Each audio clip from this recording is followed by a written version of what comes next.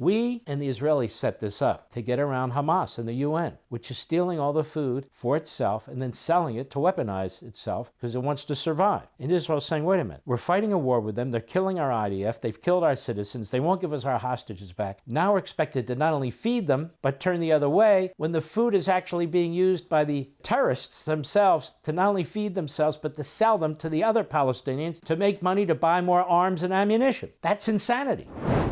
The New York Times has been spewing Hamas propaganda now. The New York Times used to spew the Third Reich propaganda, denied the Holocaust, you might recall. The New York Times is really an evil corporate operation, very, very evil. But so is the Washington Post. The toll reported by the Gaza Health Ministry, which is run by Hamas, and whose numbers are widely accepted by the United Nations and other international organizations, it goes on. So it's giving credence to the Hamas numbers. It's giving credence to the Hamas numbers. And it goes on in an inner page, 60,000 Gazans were killed, 18,500 of them were children. These are some of their names. And so it lists some of their names. You see that on the camera? It lists some of their names. Now, certainly not all 18,500, but there aren't 18,500. Then we have the USA Today. Hunger in Gaza, 1 meal a day. Those reports done by, the main one by the United Nations, has been thoroughly discredited. As I speak to you, thoroughly discredited by several organizations and some real media outlets, but that doesn't stop USA Today from giving it credence. Recent reports indicate that's not much evidence of systematic Hamas aid theft. Let's take a look at all the evidence that I could gather in a period of 10 minutes that the New York Times, the Washington Post, USA Today, all ignored in their stories, all of it. This is from the tablet, repeated by JNS, the Jewish News Service. Hamas takes casualty figures. The numbers are not real. Abraham Weiner, a professor of statistics and data science at the Wharton School, does it get any better than that?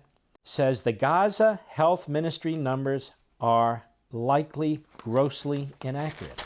What does he say exactly? And this is from a year ago. The Hamas terrorist organization is disseminating fictitious figures for casualties in the current war in Gaza. That's the conclusion of a deep dive into the data published in Tablet magazine on March 7, report titled, How the Gaza Military Health Fakes Casualty Numbers. The numbers are not real. That much is obvious to anyone who understands how naturally occurring numbers work. The casualties are not overwhelmingly women and children, and the majority may be Hamas fighters. For those familiar with Pallywood, the term coined to describe the Palestinian industry of faking everything from casualties to Israel attacks, the fact that Hamas produces phony numbers will seem self-evident. But the casualty numbers matter. They are the foundation on which today's anti-Israel propaganda is built, justifying demands for a ceasefire that leaves Israeli hostages in captivity and accusing the Jewish state of genocide. The Biden administration recently lent legitimacy to the Hamas numbers, the report notes, citing Secretary of Defense Lloyd Austin's appearance in a House Armed Services Committee hearing on February 29, where he said over 25,000 Palestinian women and children have been killed since October 7, the day of the Hamas massacre. Now, of course, they say more. The Pentagon felt compelled to clarify that Austin was citing an estimate from the Hamas-controlled health industry. Why would you take anything from a terrorist-controlled anything? Because they want to, that's why. Even U.S. President Biden has come to embrace the numbers. He first expressed healthy skepticism given the fact that the Gaza Health Ministry is essentially Hamas. This is a year ago. The New York Times still use it. The Washington Post still use it. USA Today still use it. Reuters, AP, all the BBC, all the biggies. They all use it because they want to use it. And some of them use it without attribution to Hamas. And so they repeat these figures. He says, when looking at Weiner's analysis, these first 30,000 are at very least suspicious. He started from the premise that if Hamas numbers are fake, there may be evidence in the numbers themselves to show it. So he looked at the numbers. Well, there's not much data available. This is what he says. There is a little, and it's enough. From October 20 until November 10, 2023, the Gaza Health Ministry released daily casualty figures that include both a total number and specific number of women and children. This is what he wrote. He first looked at the total number of deaths. What he found was that the daily report casualty rate increases with metronomical linearity, like a straight line, a regularity that is almost surely not real. This unnatural clockwork-like increase can best be seen in the first graph included, and they show the graph. One would expect quite a bit of variation day to day. In other words, you don't have absolute conformity with the kinds of death that take place from one day to the other, do you? In fact, the daily reported casualty count over this period averages 270 plus or minus about 15%. There's strikingly little variation. There should be days with twice the average or more and others with half or less. Perhaps what's happening is the Gaza Ministry is releasing fake daily numbers that vary too little because they do not have a clear understanding of the behavior of naturally occurring numbers, writes the professor. Secondly, Professor Widener notes that child casualties should track with women casualties. The reason has to do with the daily variation in strikes on residential buildings and tunnels. Consequently, on the days with many women casualties, there should be a large number of children casualties. On the days when just a few women are reported to have been killed, just a few children should be reported to have been killed. In other words, they're in the same areas, the women and the children. But the numbers don't show that correlation. He said a second circumstantial piece of evidence suggesting the numbers are not real. He also says that the daily number of women casualties should be highly correlated with the number of male casualties because of the nature of the battle. The ebbs and flows of the bombings and attacks by Israel should cause the daily count to move together. That's not what the data show. Not only is there not a positive correlation, there's a strong negative correlation, which makes no sense at all and establishes the third piece of evidence that the numbers are not real. So what he's saying is if you have a day with a number of men killed as higher, presumably many of them terrorists and so forth, then the number of women should be lower. But we're not seeing that. We're seeing these even correlations that just keep going each day and going up.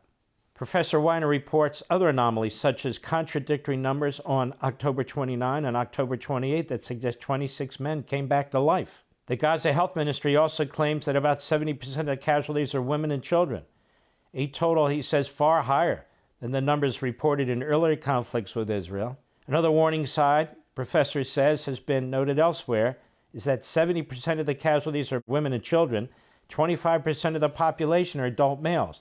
Then Israel isn't doing a very good job of eliminating Hamas fighters. He's being sarcastic. This by itself strongly suggests the numbers are at a minimum grossly inaccurate and quite probably outright faked, he said. Hamas admitted losing 6,000 of its fighters, which represents more than 20% of the total number of casualties reported. Hamas is reporting not only that 70% of casualties are women and children, but also 20% are fighters. This is not possible unless Israel is somehow not killing non-combatant men. So let's add it up. 70% of casualties are men and women. 20% are terrorists. So you have 90%. He said, this is impossible. What happened to all the non-combatant men who would have been killed? Taken together, what does this all imply, he writes? Well, the evidence is not dispositive, it's highly suggestive. That a process unconnected or loosely connected to reality was used to report the numbers. Most likely, the Hamas ministry settled on a daily total arbitrarily. We know this because the daily totals increased too consistently to be real. Then they assigned about 70% of the total to women and children, splitting the amount randomly from day to day. Then they infilled the number of men as set by the predetermined total. This explains all the data observed, he said. He figured it out that it's all crap. Professor Weiner says the truth may never be known, but that the total casualty count of civilians is likely extremely overstated. Isn't that completely the opposite of what this newspaper article says from the Washington Post, that it's understated? So let me ask you this. Why didn't the Washington Post at least allude to this professor? I mean, he's not a joke. He's professor of statistics and data science at Wharton School, University of Pennsylvania. That's, I think, one of the top business schools in existence. But there's more. The New York Post, in April, John Spencer. This is another scholar, a well-known scholar, a statistician. And he says the lies behind the Gaza casualty figures and the thousands of names removed without explanation. According to the independent analysis group Honest Reporting, the Hamas-run Gaza Health Ministry recently updated its casualty list, quietly removing thousands of names without explanation. Notably, the revised list also dropped over 1,000 children listed, sharply altering the previously reported demographic ratios that had been quickly seized upon by the critics of Israeli military operations. This stark revision, largely overlooked by major media outlets, exemplifies a broader problem, that is, the uncritical acceptance and use of questionable statistics to judge the legality and morality of military operations, most notably in Gaza. But I just showed you where the Washington Post is doing the manipulation. Despite the clear political control and questionable methodology behind Hamas's casualty figures, political leaders and most international media outlets have cited Gaza Health Ministry statistics without question or caveat. What did the Post say? They're accepted by the UN, these numbers. Oh, okay. What does that mean? In the ongoing discourse surrounding the war in Gaza, casualty reporting has become a centerpiece of legal and moral debate. Much of the focus is centered on figures released by the GHM, a Gaza organization, which operates under Hamas, a U.S. and EU designated terrorist organization. Yet far too little scrutiny is applied to how these statistics are collected, verified, and disseminated. A recent investigative report by the Henry Jackson Society titled Questionable Counting documents serious flaws in the Gaza Health Ministry's casualty data. The ministry reported compiles numbers using a disjointed network of hospital records, unverified clinic reports, family input, and a Google shared drive rarely validated across sources. In the chaos of ongoing war, such methods are not just unrealistic, they're ripe for political exploitation. These concerns were also echoed in an earlier investigation by the Associated Press, which reported how the Gaza Health Ministry's figures were frequently changed and riddled with inconsistencies, such as duplicate names, gender mismatches, and age discrepancies. This practice reveals a broader troubling trend. The world has come to accept casualty figures from Hamas-controlled institutions as near instant truth, but it is neither reasonable nor practical to believe that any organization, let alone one operating under the duress and agenda of a terrorist group, can produce accurate, disaggregated casualty data within minutes or hours of an incident. The expectation itself ignores the inherent fog of war. No mention of this from the media. Now, what about starvation and the lack of food and so forth that's going on in Gaza? JNS.org. 1.8 million tons of supplies were delivered to Gaza since the beginning of the war. 1.8 million tons. Can you even fathom that, Mr. Producer? That would mean a steady, overwhelming flow of food into Gaza. 1.8 million tons. In the nearly 20 months since some 6,000 Hamas-led Gazan terrorists invaded Israel on October 7, 2023, the Jewish state has facilitated the delivery of close to 1.8 million tons of aid to the Strip, including 1.3 million tons of food, Israel said. The figures were released amid warnings of imminent famine in the Strip by international aid agencies led by the UN, alongside criticism of the U.S.-backed Gaza Humanitarian Foundation that was launched a week ago to distribute aid in Gaza that circumvents Hamas. We and the Israelis set this up to get around Hamas and the UN, which is stealing all the food for itself and then selling it to weaponize itself because it wants to survive. And Israel is saying, wait a minute, we're fighting a war with them, they're killing our IDF, they've killed our citizens, they won't give us our hostages back.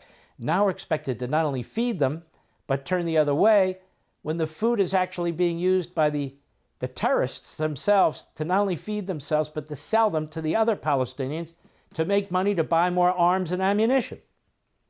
That's insanity.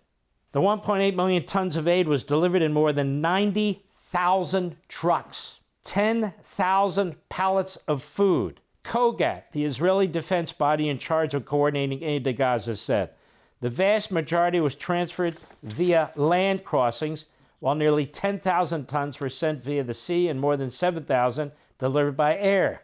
During the January 19, March 18 hostage release ceasefire earlier this year, more than 25,000 aid trucks entered Gaza, carrying some 450,000 tons of aid. Can you imagine what's involved in doing just that? The Gaza Humanitarian Foundation, this group set up by the United States and Israel, and again, this is a few weeks old, said on Sunday that it has distributed more than 4.7 million meals over the previous 6 days. So where's all the food going? We got phony pictures from the media, phony video from the media. There's real video showing what? Pallets and pallets of food, pallets and pallets of water just sitting there. Why? Because the UN's not distributing it. There's also video on the internet, real video, of Hamas shooting other Palestinians, preventing them from getting to these aid trucks and aid warehouses. It also shows Hamas killing and torturing Palestinians who dared to get food. For all this and much more, sign up for Levin TV.